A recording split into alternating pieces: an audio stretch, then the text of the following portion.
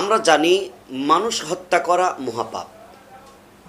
নবীজি সাল্লাল্লাহু আলাইহি সাল্লাম বলেছেন, যদি একজন মুসলিম অপর মুসলিমকে, একজন মানুষ অপর মানুষকে যদি হত্যা করে, তার কি পরিমাণ গুনাহ হয়। গোটা পৃথিবীর সমস্ত মুসলিমদেরকে হত্যা করলে যেই পরিমাণ গুনাহ হয়, তেমন পরিমাণ গুনাহ তার আমলনামায় হয়। নাউজুবিল্লাহ। এজন্য আজকে বর্তমানে নিরপরাধ মানুষদেরকে গুলিবিদ্ধ করে, ককটেল ফুটিয়ে, লাঠিচার্জ করে বিভিন্নভাবে যে হত্যা করা হচ্ছে, হত্যাকাণ্ড চলছে, এদের কত বড় গুনাহের কাজ তারা করছে। তাদেরকে আমরা মানুষ বলতে পারি না। আল্লাহ তাআলা কোরআনের মধ্যে এইরকম মানুষদের ব্যাপারে আল্লাহ বলেছেন, বালহুম আদল উলাইকা হুমুল গাফিলুন।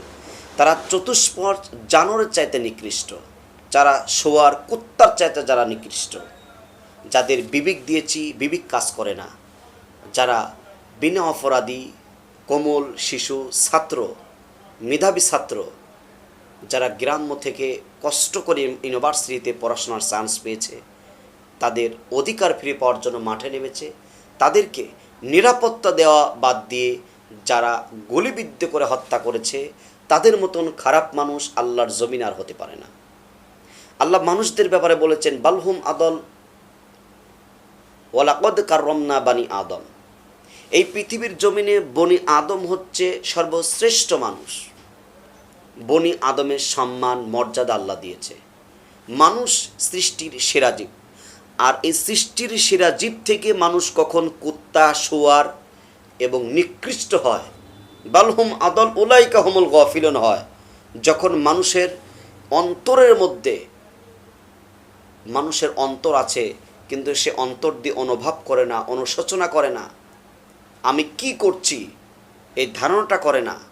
অপরাধী মানুষদেরকে, নিরপরাধী মানুষদেরকে যারা হত্যা করে, তারা হচ্ছে বালহুম আদল উলাইকা হুমুল গাফিলুন। তারা বুঝিও না বোঝার ভান করে, শুনিও না শোনার ভান করে, সঠিকতা তারপরেও তারা তাদের উপরে আক্রমণ করে।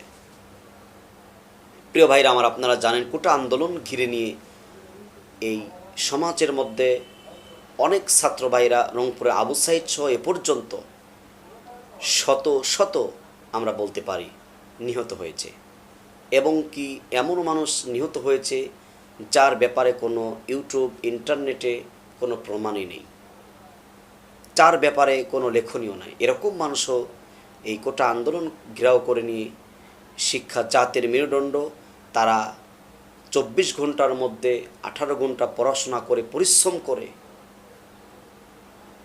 তার রাত জেগে জেগে এই দেশের আলোকিত দেখানোর জন্য যারা চেষ্টা করে যাচ্ছে, সেই কমল ছাত্র, মেধাবী ছাত্রদেরকে যারা এরকম করে হত্যা করেছে, তারা শহীদ। আর শহীদদের জন্য আমরা দোয়া করি, আল্লাহ তাআলা যেন তাদের শহীদি দরজা দেয় এবং গুনাহ মাফ করে দিয়ে জান্নাতে দেয়। তাদের পরিবারের জন্য দোয়া করি, পরিবারের সকল সদস্যদেরকে যেন মহান আল্লাহ তাআলা যেন তাদেরকে ধৈর্য ধারণ করবার তৌফিক দান করুন। আগামী প্রজন্ম এই রক্তের বিনিময়, এই মেধাবী ছাত্রদের রক্তের বিনিময়, বুদ্ধিমতী ছাত্রদের রক্তের বিনিময়, শিক্ষিত ছাত্রদের রক্তের বিনিময় আগামী দিনে যেন এই দেশে কালেমের পতাকা সত্য প্রকাশিত হয়, দিন ইসলাম কোরআন সুন্নাহ নিয়ে এ দেশ চলিত হয়। আল্লাহ তাআলা কবুল করুন। আল্লাহুম্মা আমিন।